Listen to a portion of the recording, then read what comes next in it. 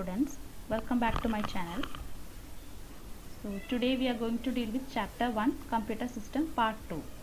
In the previous video we have discussed chapter 1 computer system part 1 where we discussed about computer system, different components of computer system, etc. So today we are going to deal with part 2.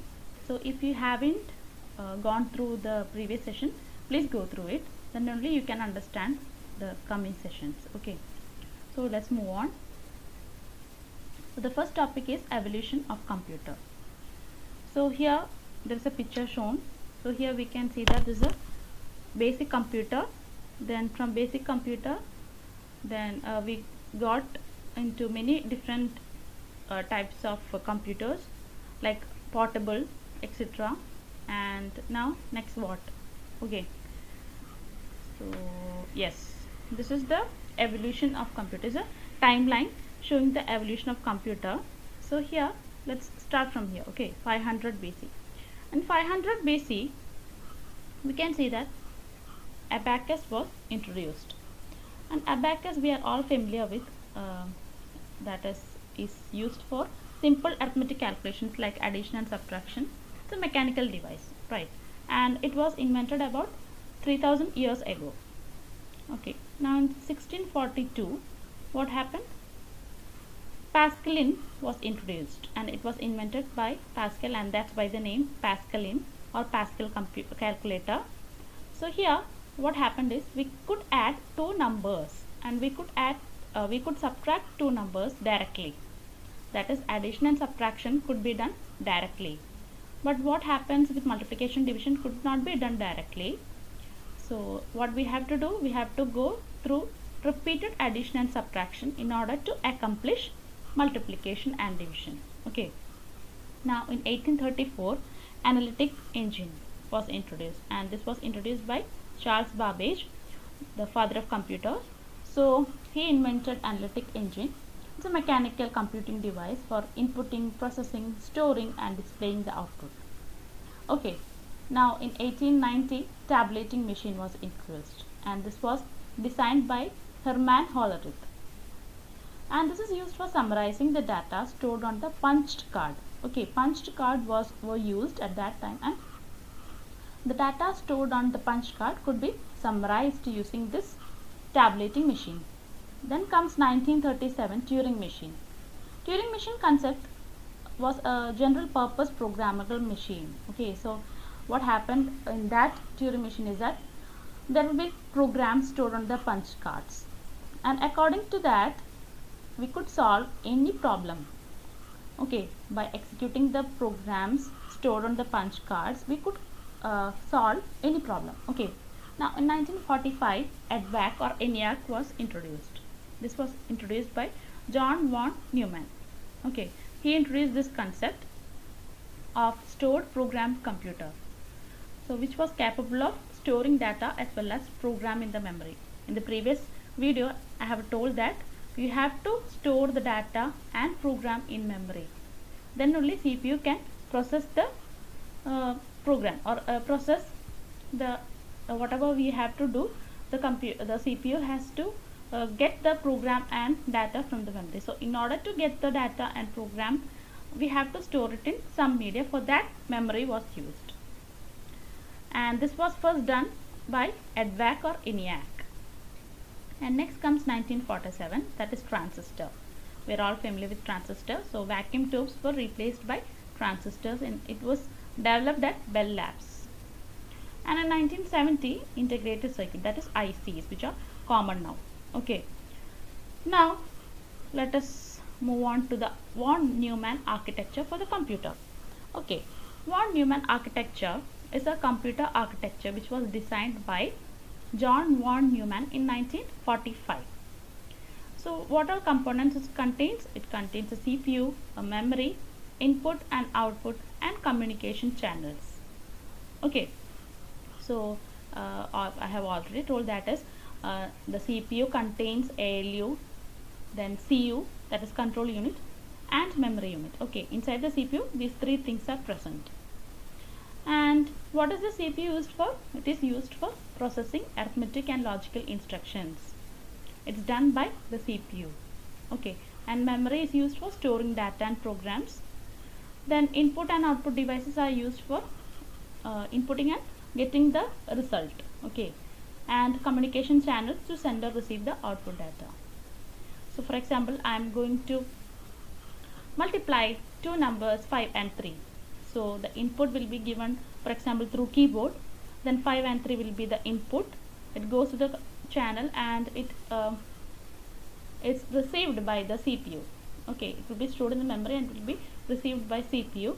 So what processing is done? The multiplication. That's an arithmetic operation. So it is done by the CPU and it is stored in the memory, and as well as it will be given out as output through the output screen, computer screen. Okay, so which is the first computer that is based on von Neumann architecture? ENIAC. It's a very important point, that is ENIAC, electronic numerical integrator and computer. Okay, so that is the full form of ENIAC. So this is the first computer which is based on von Neumann architecture. Okay, now let us see some years and the advancements of technologies. Okay, so in 1970s we could integrate the complete CPU on a single chip called microprocessor. So there is a single chip and we could integrate, or we could assemble the complete CPU on it, and it was called the microprocessor. So this type of integration is called large scale integration of electronic circuits.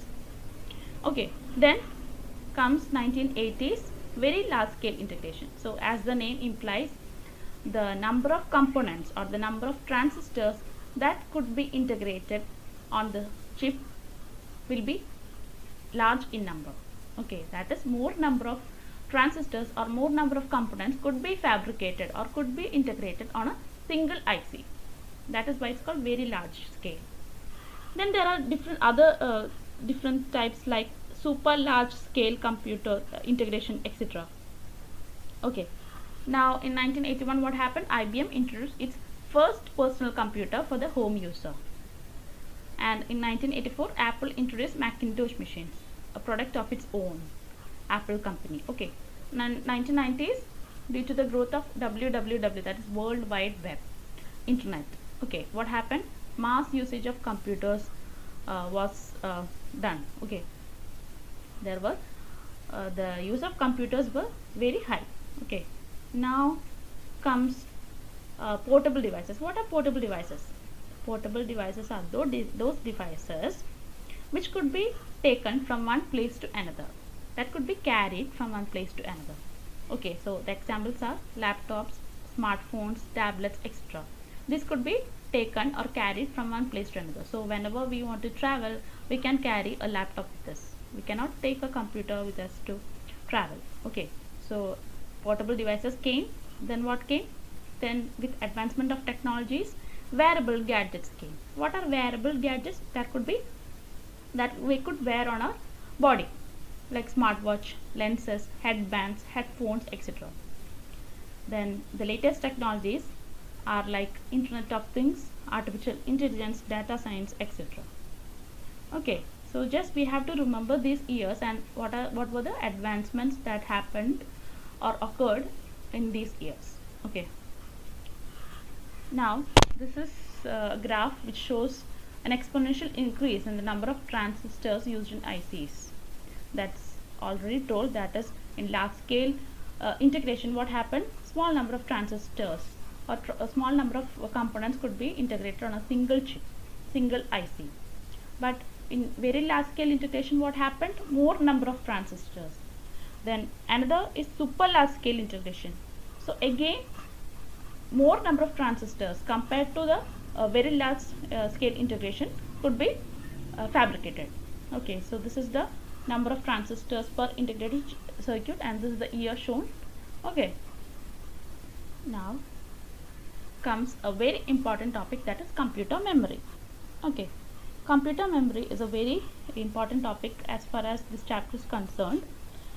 So what is the use of a computer memory? Its use is to store the data and instructions for processing. Okay, so whenever we talk about this memory, what are we actually referring to? are we referring to a main memory or are we referring to a secondary memory? We are actually referring to the main memory when we simply say a memory of computer. So if we want to specify secondary memory, we have to use that word, that is secondary memory itself. Otherwise we can use memory in the case of main memory. Okay, so memory is of two types, that is main memory or primary memory, and then secondary memory or storage memory. Okay, so main memory or primary memory is used for temporary storage, whereas the secondary memory is used for permanent storage. Now let us see why it is used for temporary storage and why secondary memory is used for permanent storage. So before that, we have to see what are the different units of memory. As we all know, computer can understand only binary numbers or binary language, cannot understand the human languages. Okay, so what are the binary numbers? 0 and 1, or binary digits 0 and 1. These are the basic units of memory. So the computer can understand only 0 and 1. Okay, nothing other than this. The computer cannot understand nothing other than this. So the binary numbers are mainly used to store and process data in computers. Now let us see some terms. So first one is bits. What are bits? Binary digits 0 and 1 are called bits. Okay, then comes word.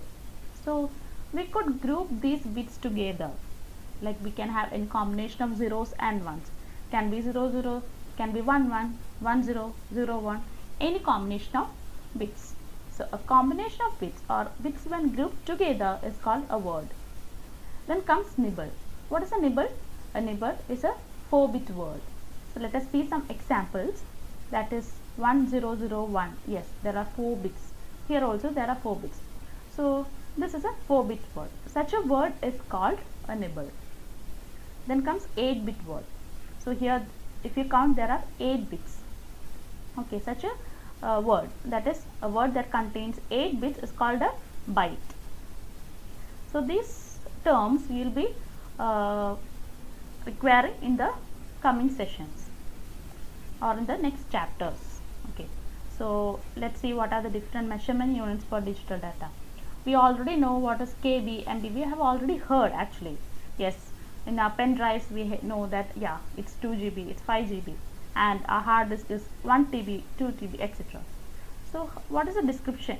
How it can be described? Yes, 1 kilobyte is 1 KB is equal to 1024 bytes. Byte I have already told, it's a 8-bit word.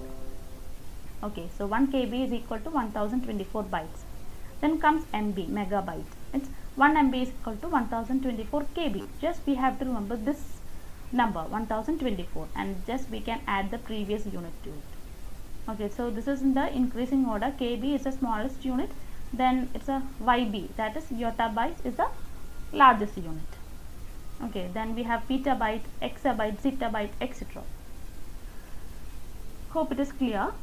Next we move on to types of memory. So types of memory is also very important. So there are mainly, I have already told, there are mainly 2 types of memory: primary memory and secondary memory. But we have another memory called cache memory that we will be discussing later. So first we will move on to primary memory. Okay, so primary memory is where the program and data is loaded before processing. That is, the CPU can directly access the primary memory in order to perform the read or write operation. If the program or data is stored in the secondary memory, it has to be loaded into the primary memory. Otherwise, the CPU cannot interact directly with the secondary memory. So, in order to process the program and data has to be certainly in the primary memory. So, there are 2 types of primary memory. There are 2 types of primary memory, that is random access memory and read-only memory. So this is the difference you can see here. First difference is the RAM stands for random access memory and ROM stands for read-only memory. Now next difference is very important, that is RAM data is volatile. What do you mean by volatile? Yes, when the power supply is present, the data will be present in the RAM. When the power supply is gone, what happens? the data which is in the RAM is also gone. I'll explain it once more. So when the power supply is on or the power supply is present, the RAM will contain the data, and whenever we switch off the power, when we turn off the power, what happens? The data from the RAM will be gone, it will be lost. So that is why it's called volatile. Now ROM data is permanent. Permanent means what? It's non-volatile. That is, even if we switch off the power supply, the data will not be gone from the ROM. It will be permanent. It will not be gone from the ROM even if we switch off the power supply. Now the third difference is RAM data can be read, erased or modified. We can read the data from RAM, we can erase or we can alter the data in the RAM. Whereas ROM data is read only. We could only read data from the ROM. Now the speed, RAM speed is quite high, whereas ROM speed is slower than RAM. Now CPU access. CPU can access data stored on RAM, but CPU cannot access data stored on ROM. So what should be done? From the ROM, the data has to be copied to RAM. Then only CPU can access the data. From ROM, the data has to be copied to RAM so that CPU can access data from the RAM. Now RAM memory is large and high capacity, whereas ROM is generally small and of low capacity. And the last difference is RAM is costly, whereas ROM is cheap. So next is cache memory. So this is a very important topic, cache memory. Okay, so what is cache memory? So here in the picture we can see that cache memory is placed between the CPU and the primary memory. So we can say that it is a very high speed memory which is placed between the CPU and the primary memory. It is a very high speed memory. Okay, and what is its use? Why are we placing this cache memory in between CPU and primary memory? I'll say that. That is, so some data are there which are frequently used by the CPU. Some data is needed by the CPU each and every time.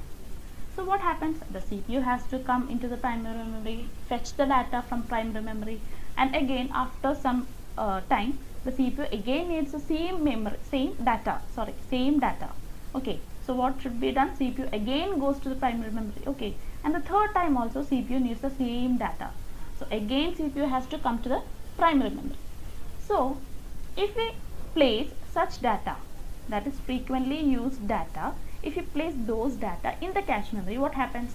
The CPU need not there is no need of CPU to go to primary memory to fetch the data, right? So it can directly access the cache memory to get the data. This is only in the case of frequently used data. Okay, so what happens when the CPU needs some data? It first goes and checks into the cache memory, and if it is present, yes, if it is present, what happens? The CPU can directly get the data from the cache memory, and by unfortunately if it is not in the cache memory, what happens? The CPU has to go to the primary memory to fetch the data. Okay, so this is the concept of cache memory. So cache memory is a very high speed memory that is placed between the CPU and primary memory. Okay, hope it is clear. And next, secondary memory. We are all familiar with secondary memory. These are some examples like pen drive, hard disk, CD, memory card, etc. We are using it in a day-to-day life, right? So it is non-volatile. Non-volatile means permanent. That is, whenever we switch off the power supply, the data will not be lost from the secondary memory. It will be permanent in the secondary memory unless we delete it. Okay, and it has larger storage capacity than primary memory. It's obvious, like we have hard disk it will be in the range of TBs, right? Okay, it is slower and cheaper than the main memory. Yes. Next is, but it cannot be accessed directly by the CPU. That I've already told. Even if the data is present in the secondary memory, the CPU cannot directly access the secondary memory. As this picture says, what happens? From the secondary memory, the data has to be loaded into the primary memory. Then only CPU can access the data.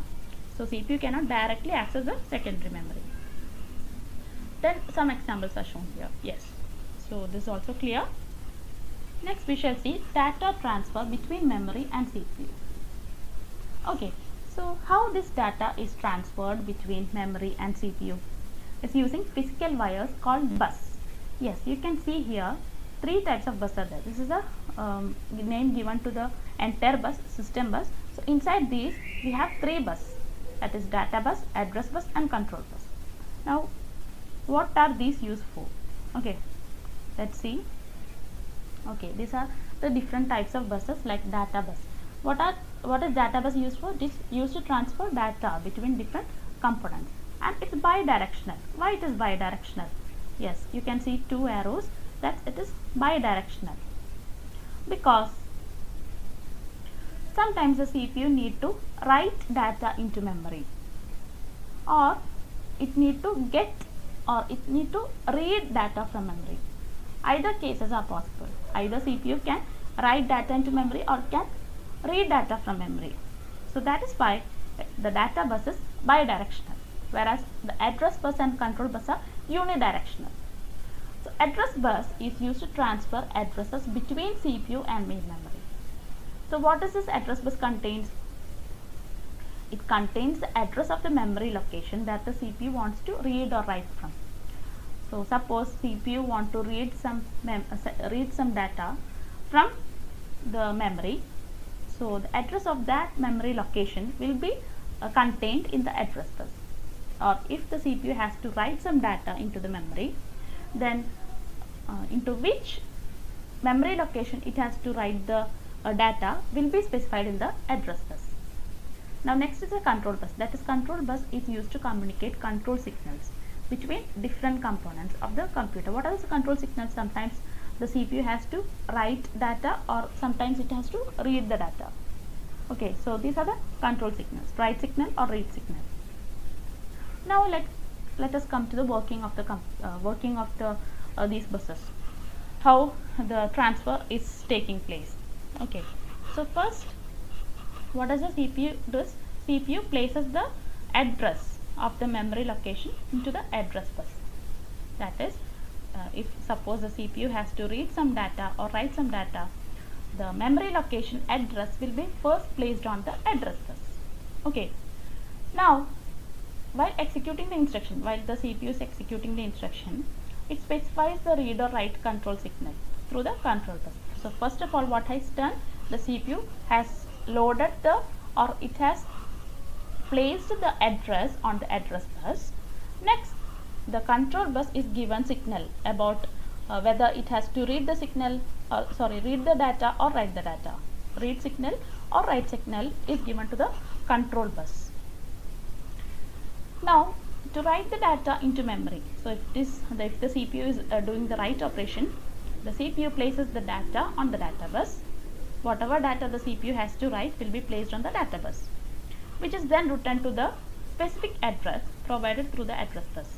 So the CPU has already specified the address in the address bus to which the data has to be written.